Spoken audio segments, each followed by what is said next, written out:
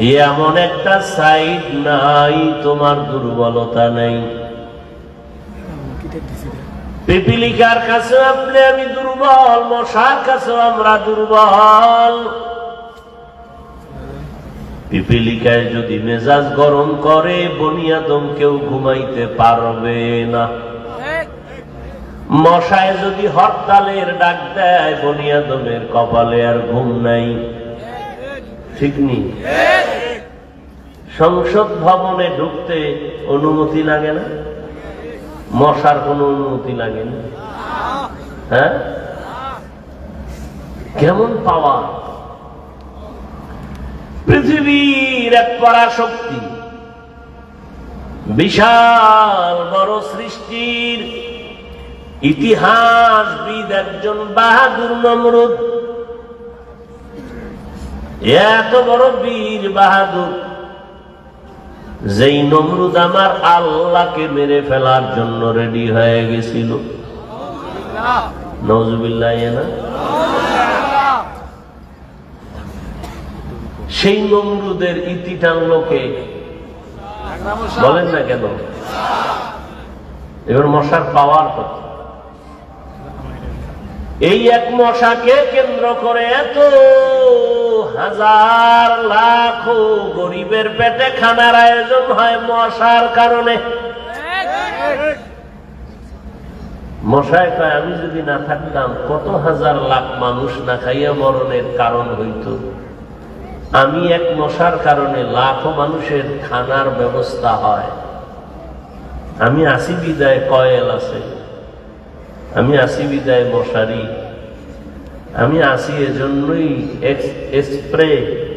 আর সে সমস্ত ফ্যাক্টরিতে হাজারো লাখো মানুষ কাজ করে বেতন খায়। মশার কারণে কত লাখো মানুষের পেটে ভাত জোগায়, এরপরও আমার সাথে পারে না। এসি মশারি বাইরে হয়েছে, এসি, এর ভিতরেও মশার গানের আওয়াজ। ঠিক নেই? এত বিষ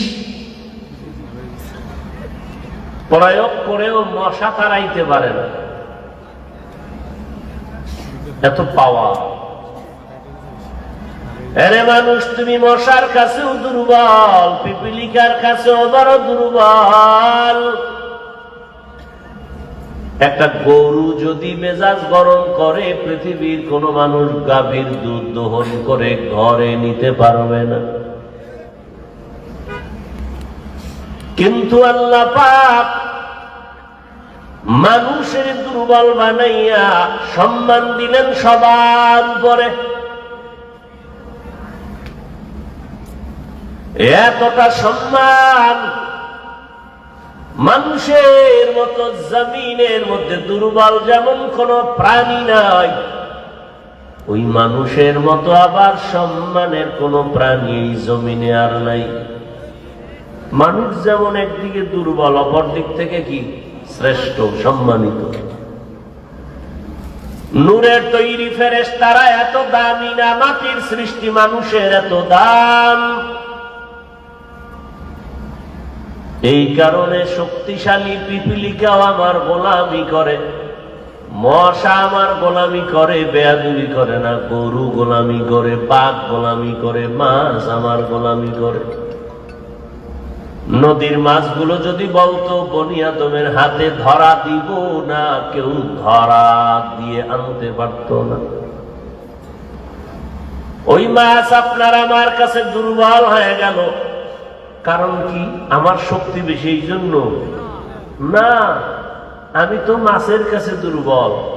এরপরেও মাছ আমার কাছে দুর্বল কেন? গরু একটা আমার থেকে শক্তিশালী, এরপরে আমার কাছে দুর্বল কেন? আমার সম্মানের কারণে। কিসের কারণে? টাকার কারণে না, আমার ইজ্জতের কারণে। জমিন আমাকে সম্মান করে, পানি আমাকে সম্মান করে, বাতাস আমাকে সম্মান করে, গাছ আমাকে সম্মান করে। কি ভাই, আমার দাম বেশি না গাছের দাম বেশি? মানুষের দাম বেশি না গাছের দাম বেশি? বলেন। গাছ আপনার আমার গোলামি করবে, ঠিক না? আপনি কেন গাছের গোলামি করেন? মানুষ হলো শ্রেষ্ঠ, ফেরেশতারা শ্রেষ্ঠ না। মানুষ বড় দামি, সূর্য দামি না। কথা বুঝেননি? মানুষ দামি না সূর্য দামি? তাহলে সূর্য মানুষের গোলাম হবে, মানুষ সূর্যের গোলাম হবে? কোনটা বলেন? মানুষ সূর্যের গোলাম হবে না সূর্য মানুষের গোলাম হবে? সহজ কথাটা বলেন না। তা সূর্যের পূজা করেন কেন? বট গাছের দাম বেশি না মানুষের দাম বেশি? মানুষ কি গাছের গোলাম হবে না গাছ মানুষের গোলাম হবে? তো বট গাছের পূজা কেন?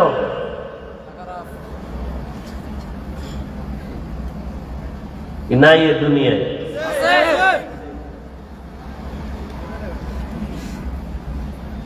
বড় কঠিন ব্যাপার। আল্লাহ হেদায়েত দান করুন। মানুষ শ্রেষ্ঠ টাকার কারণে, ক্ষমতার কারণে? এটাও বোঝা দরকার। মানুষ যে শ্রেষ্ঠ শক্তির কারণে, চেহারা সুন্দরের কারণে? মানুষ শ্রেষ্ঠ কেন? মানুষের মধ্যে যে গুণ আছে এই গুণ ফেরেশতার মধ্যে নেই, জিনের মধ্যে নেই। বলে কি গুণ? বলে মানুষের মধ্যে ভালো কাজ করারও গুণ আছে, খারাপ করারও গুণ আছে। কিন্তু মানুষ খারাপটাকে দেখাও খারাপ থেকে ফিরে যায়, নিজেকে কন্ট্রোল করে।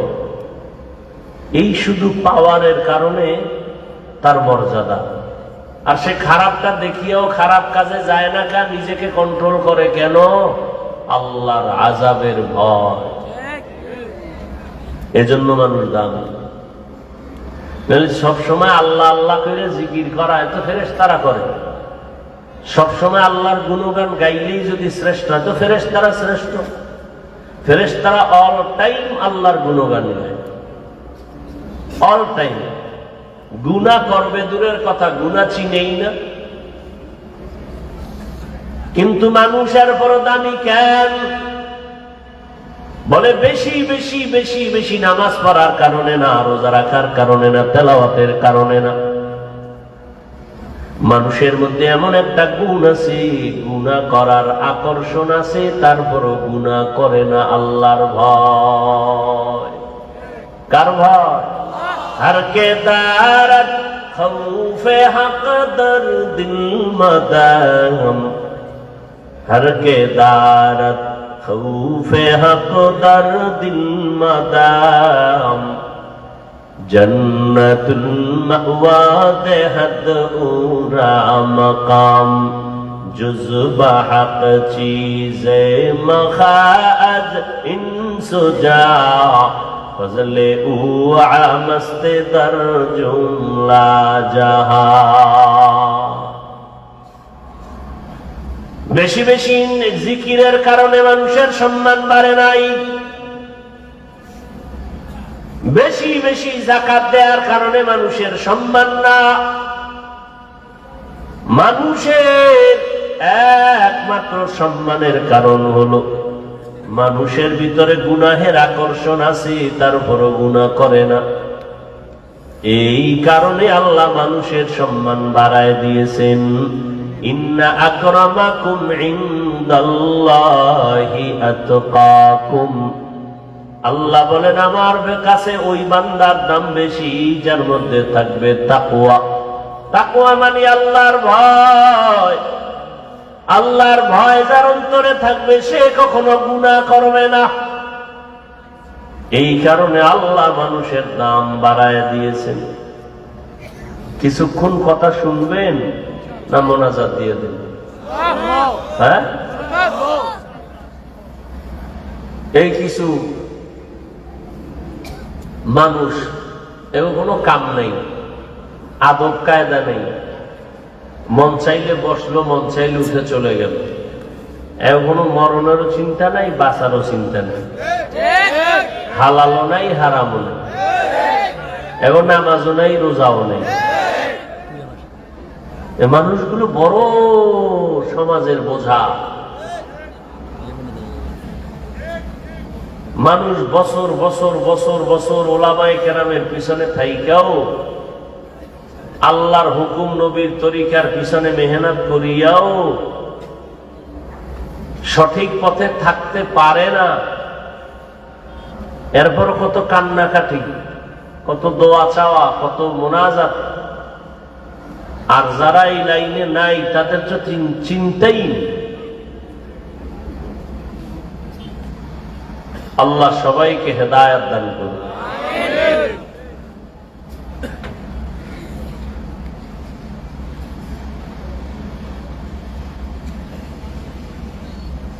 মানুষ আগে আগে বাড়ি যাওয়ার চিন্তা করে, আল্লাহ না নিলে যাওয়া যাবে? হ্যাঁ, এই বিশ্বাসটুকু তো অন্তরে নেই। দেখবেন অনেক সময় আমরা দেখি, আল্লাহ না করুন, ঘরে আগুন লাগছে, গাড়িতে আগুন লাগছে, আগে বের হওয়ার জন্য পাগল হয় না একটা, এডি মরে, এডি যারা আগে যাইতে চায় মরে। এডি একজনে আধা ঘন্টা আগে বাড়ি যাইব, ওয়াজের থেকে উঠে গেছে। আমরা বয়ান শেষ করে মোনাজাত দিয়া শেষ 1-1.5 ঘন্টা পরে রওনা হয়ে যাইবে, রাস্তার মাঝে খাড়াই দিছে। কি গাড়ির চাক্কা 3টা নাই, এই রাইতে হসপিটাল কই পাবো? শেষ পর্যন্ত আমরা তো গেছি গে, সে আর বাড়ি যেতে পারে না, এবার হাঁটা শুরু করছে। হাঁটতে হাঁটতে রাইতে আন্দার বন্দার কই কই আইটা সকালবেলা দেখে এই জায়গায় ঘুরে বেড়াইছে। আপনারা হাসেন, কপাল পোড়াদের এটাই শাস্তি হওয়া দরকার।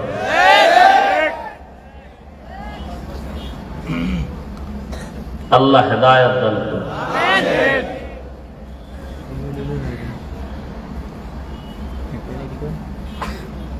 তো আল্লাহ মানুষকে সৃষ্টির শ্রেষ্ঠ মর্যাদা দিচ্ছেন টাকার কারণে না, ক্ষমতার কারণে না, একমাত্র মানুষ গুনাহ করার আকর্ষণ থাকার পরও সেই গুনাহ থেকে বেঁচে থাকবে। আর যে গুনাহ করবে, গুনার আকর্ষণ আসা মাত্রই গুনাহ করবে, ফিরবে না, সেই মানুষ নামে মানুষ, তার ফলাফল বড় ভয়ঙ্কর। আল্লাহ আরেক আয়াতে বলতেছেন, ওয়ালাকাদ যারানা লিজাহান্নামা কাসীরাম মিনাল জিন্নি ওয়াল ইনসি লাহুম কুলুবুন লা ইয়াফকাহুনা বিহা ওয়া লাহুম আ'য়ুনুন লা ইউবসিরুনা বিহা ওয়া লাহুম আযানুন লা ইয়াসমাউনা বিহা উলাইকা কাল আনআমি বাল হুম আযাল উলাইকা হুমুল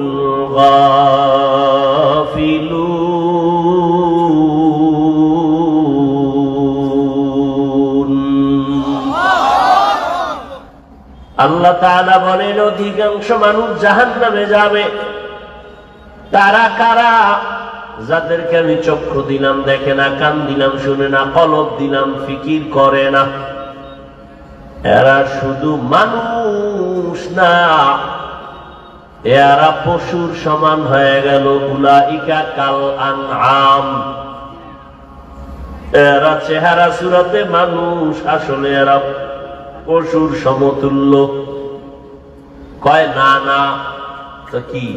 বাল হুম আযাল, পশুর থেকেও খারাপ। এই মানুষগুলো কি থেকেও খারাপ? 4 পাওয়ালা জানোয়ার থেকেও খারাপ।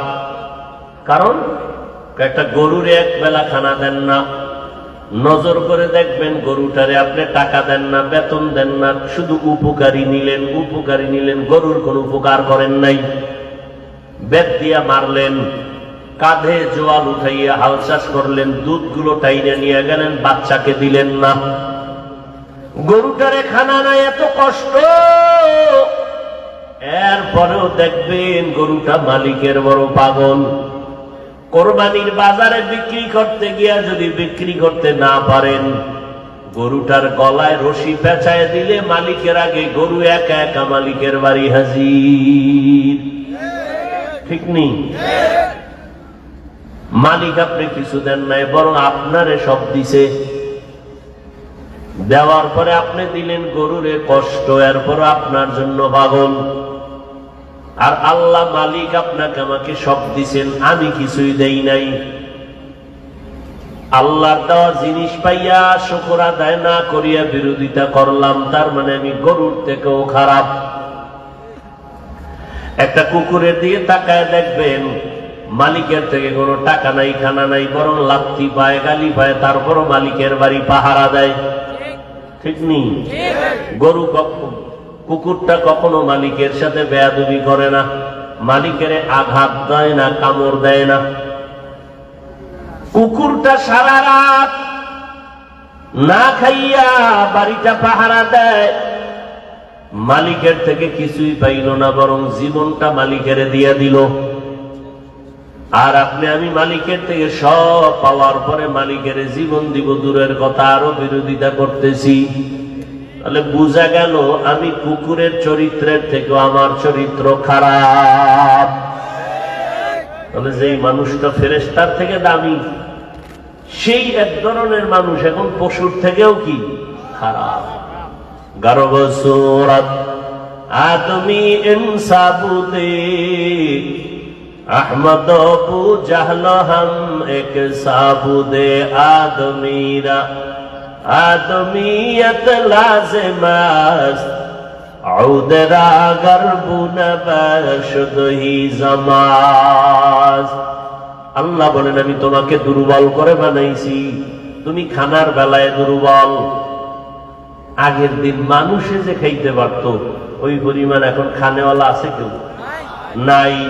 10 জনের খানা একজনে খাইতো, আর এখন একজনের খানা 3 জনে ভাগ করে খায়। ঠিক নেই?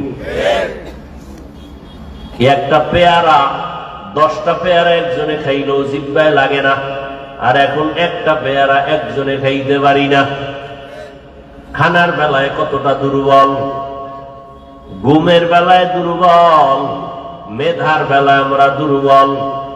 মেধা খাটাই একজন ইঞ্জিনিয়ার হয়েছে, তার থিওরির মধ্যে ভুল আছে না নাই? বলেন। মেধা খাটাই একজন বিজ্ঞানী হয়েছে, তার বিজ্ঞানী আবিষ্কারের মধ্যে ভুল আছে না নাই? 50 বছর আগে বৈজ্ঞানিকরা যা আবিষ্কার করেছিল, এখনকার বৈজ্ঞানিকরা বলে তাদের থিওরি ছিল ভুল। ঠিক নেই? মানুষের দেখার মধ্যে ভুল আছে। চোখে তাকাইয়া দেখলাম মনে হয় আমার আব্বা, ডাক দিলাম আব্বা কইয়া, পিছনে ফেরার পর না না আমনে না আমনে না। দেখার মধ্যে ভুল আছে না নাই? কথায় তো ভুলের সীমা নাই। কানের আওয়াজ শোনার মধ্যেও কি আছে? ভুল আছে না নাই? একজনে ডাক দিছে আর একজনের আমি কইলাম আমারে ডাকো কেন? তাহলে আমাদের সব ভুলে পর আমরা দুর্বল দুর্বল দুর্বল। মেধার বেলায় দুর্বল, খানার বেলায় দুর্বল, ঘুমের বেলায় দুর্বল, দুনিয়ার লাইনেও দুর্বল, আখিরাতের লাইনে দুর্বল। দুনিয়ার লাইনেও আমাদের বুদ্ধি কম, আখিরাতের লাইনেও আমরা বড় দুর্বল। এই দুর্বলতা নিয়ে জান্নাতে আগানো যাবে না, লাগবে সহযোগিতা। লাগবে নি? লাগবে। যার টাকা আছে ওই বান্দারও সহযোগিতা লাগবে। টাকা থাকলে হবে না, চাল কিনতে হবে। চালওয়ালাও দুর্বল। কেন? চাল থাকলেই হবে না, তার টাকা লাগবে, টাকা দিয়ে সে তরকারি কিনবে। ঠিক নেই? তাহলে চালওয়ালার অভাব কি? টাকা। টাকাওয়ালার অভাব কি? চাল। ঠিক নেই? প্রত্যেকের কাছে দুর্বল। আমি কোরআন শরীফ পড়তে জানি, আর কিন্তু অর্থ জানি না। তাহলে যে অর্থ জানে তার কাছে আমি দুর্বল। আমি অর্থ জানি, ব্যাখ্যা জানি না। যিনি ব্যাখ্যা জানে তার কাছে আমি দুর্বল। আমি ব্যাখ্যাও জানি, কিন্তু আমি বিস্তর কোরআনের ইলম অনুযায়ী তাফসীর পারি না। তাফসীরওয়ালার কাছে আমি দুর্বল। আমি তাফসীরও শিখা ফেলছি, কিন্তু আমি কোরআনের আয়াত ধইরা ধইরা ফতোয়া দিতে পারি না। ফতোয়া আলাদা জিনিস, মুফতি হতে হয়। আমি মুফতি সাহেবের কাছে দুর্বল। আমি তাফসীর পড়িয়াও মুফতি সাহেবের কাছে দুর্বল। ঠিক নেই? একে অপরের কাছে আল্লাহ দুর্বল বানায় দিছে, আর সব মানুষ আমার আল্লাহর আদালতে দুর্বল। আল্লাহ কয় এই জন্য সাহায্য চাও, সাহায্য চাও। সাহায্য দুনিয়ার কারো কাছে চাইলে পাবা কিনা দেখো, তবে যার কাছে চাইবা তার তিনটা দুর্বলতা থাকলে তার সাহায্য পাওয়া না। কোনো পিছনে টান থাকতে পারবে না, অভাব থাকতে পারবে না, স্বার্থ থাকতে পারবে না। দুনিয়াতে দেখো এমন একজন মানুষ পাওনি যার পেছনে টান নাই। পিছনে কি নাই? টান নাই। এমন একজন মানুষ আসেনি? প্রত্যেকটা মানুষের পিছনে কি আছে? টান। যদি কই ভাই আমার কিছু টাকা দিবেন, আরে আমার মাইয়ে বলারে দিয়া বিশ্বাস করতে রি না, আমার মেয়ে পিছন দিয়া টানে, মেয়ে ছেলে টানে, স্ত্রী টানে, মা টানে, বাপ টানে, প্রতিবেশী টানে, আত্মীয় স্বজন টানে, টানেনি? কথা বল না কেন? তাহলে পিছনে টান আছে না নাই? পিছনে টান আছে। অভাব আছে না নেই? অভাব ছাড়া একজন মানুষ দেখেন তো। বরং আমি বলি যার টাকা যত বেশি তার অভাব তত বেশি। আমরা মনে করি টাকাওয়ালার কোনো অভাব নেই। আরে মিয়া, যার টাকা বেশি সে আরো বেশি অভাব। আমার অভাব, আমি গরিব, আমার 100 টাকায় সমাধান। বড় লোকের অভাব লক্ষ টাকায় সমাধান হয় না। বড় লোক বড় অভাবী, যার টাকা যত বেশি তার অভাব তত বেশি।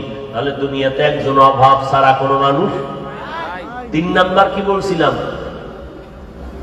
ভুলে গেছেন? স্বার্থ। দেখেন তো দুনিয়াতে একজন মানুষ আছে যার স্বার্থ নাই? বলেন, আছে 2-1 মানুষ?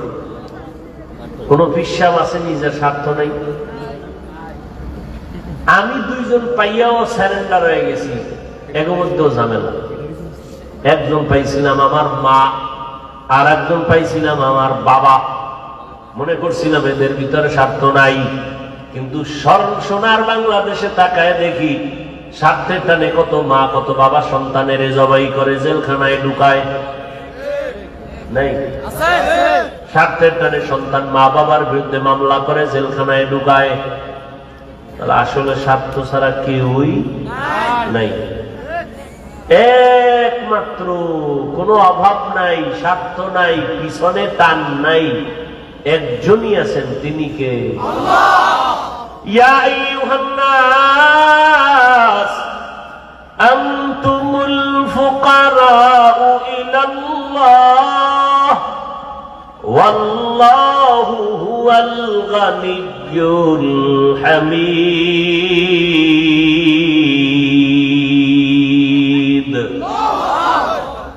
আল্লাহ বলেন, ও মানুষ তোমরা সব ফকির, আমি আল্লাহ ধনী।